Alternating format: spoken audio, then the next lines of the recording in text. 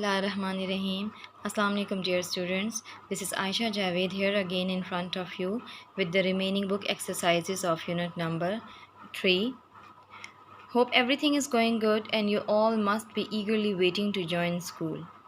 Dear students, in lecture number 1 of unit number 3, we stopped at book exercise B. Today we are moving towards the remaining exercise of the unit, but before taking up the remaining book exercises, let's first quickly recap what we discussed in our lecture number 1. If you remember, girls, when we took the start of the unit, we came across the moment when Quaid-e-Azam Muhammad Ali Jinnah stepped onto the land of Pakistan. And it was August 7, 1947, then when Quaid-e-Azam Muhammad Ali Jinnah for the first time stepped onto the land of Pakistan as the first Governor General of Pakistan. It was due to the determination of Quaid-e-Azam Muhammad Ali Jinnah that Pakistan came into being. It was as Quaid-e-Azam Muhammad Ali Jinnah was a determined man, was firm on his aims and ideas. So because of his hard work and day and night struggle, it was the dream of Pakistan came true. The moment when Quaid-e-Azam Muhammad Ali Jinnah came out of the aircraft, so the crowd was gathered at the airport and the crowd was overjoyed, overexcited. And the crowd was huge in number that was stretched from the airport to the city. The Quaid-e-Azam did not show any feeling, any signs of happiness or sadness. Rather, he was calm, serious, and sober at the moment.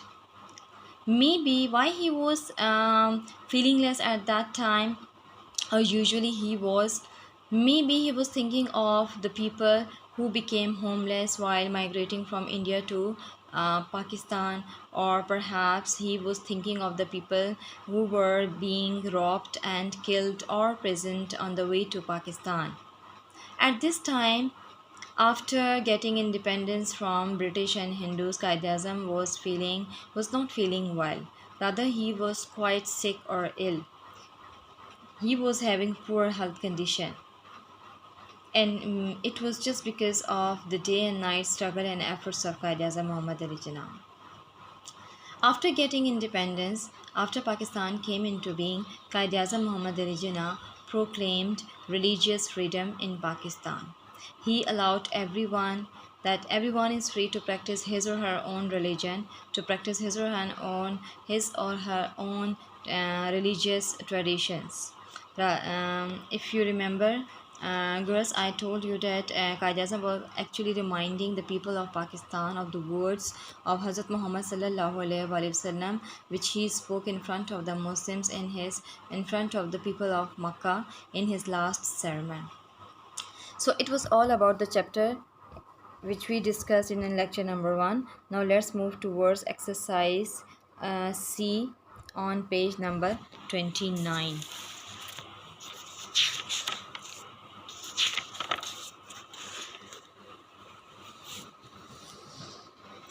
Okay, student, exercise C. Sorry, here is a mistake. This is exercise C, not exercise B. This is exercise C. What do you understand by the following phrases? Some of the phrases have been picked up from the chapter.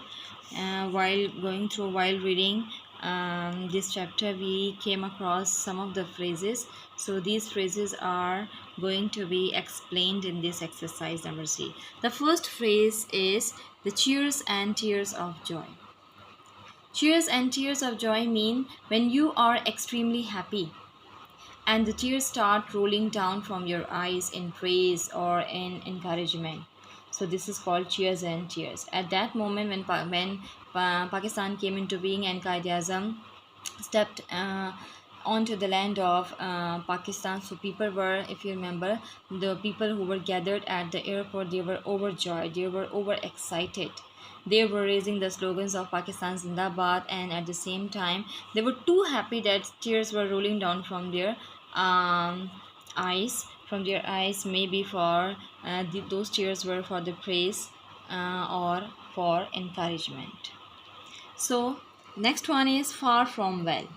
Far from well means that Qaid Azam Muhammad Ali Jinnah was not feeling good at that moment after getting independence, and was seriously ill due to why he got seriously ill, due to the hard work which he did day and night to get Pakistan, to make the dream of Pakistan come true.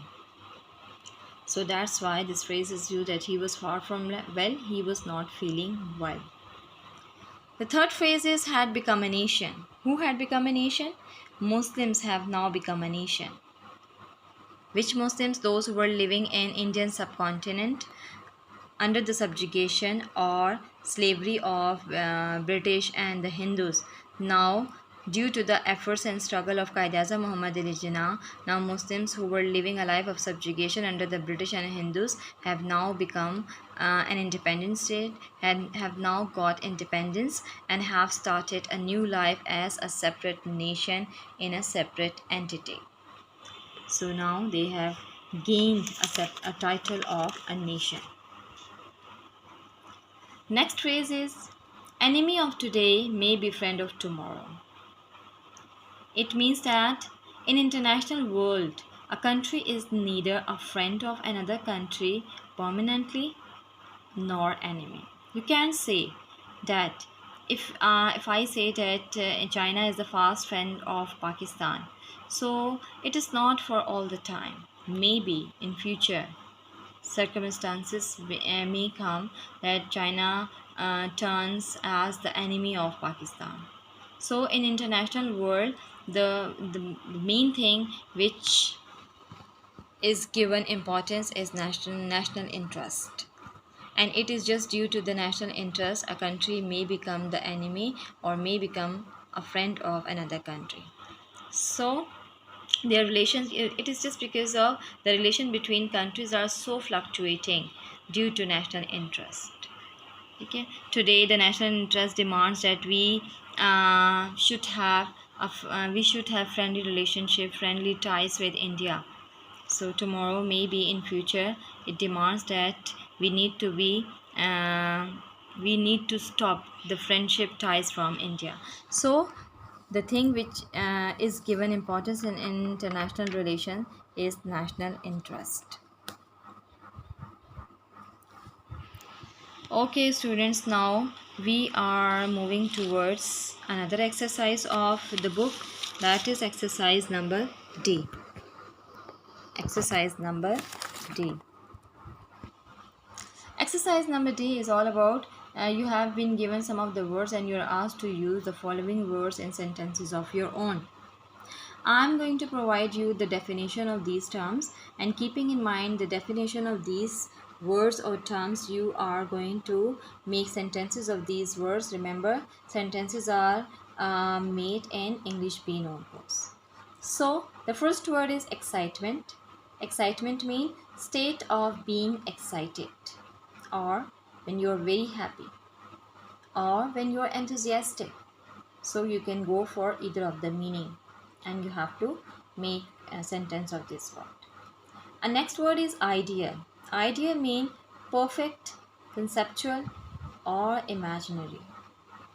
Rarely means seldom, not often, not frequently. Vast means very large or wide. Unity means harmony or undivided. So the meanings or definitions have been provided to you, people, students. Now keeping in mind these the meaning of these words, you have to make the sentences of these words in your English B notebook. Okay, now moving towards vocabulary exercise. Now this is vocabulary exercise E. So let's have a look at exercise E. Exercise E, find the meaning of the words and identify part of a speech of the word. In this exercise, you have been given 5 words and you are asked to find out the meaning of these words and also demarcate which part of a speech they belong to. The first word is ferocity. Ferocity is actually a noun and the meaning is violence. Next word is remind. Remind is a verb and the meaning is to bring to the notice or consideration. Next word is determination. It's a noun again. Meaning is decided, form, state of being determined. Next word is crowd. Crowd is a noun, means a group of people collected into a close body without order, or you can easily say mass. Sober is an adjective. The meaning is moderate or realistic or serious or self controlled.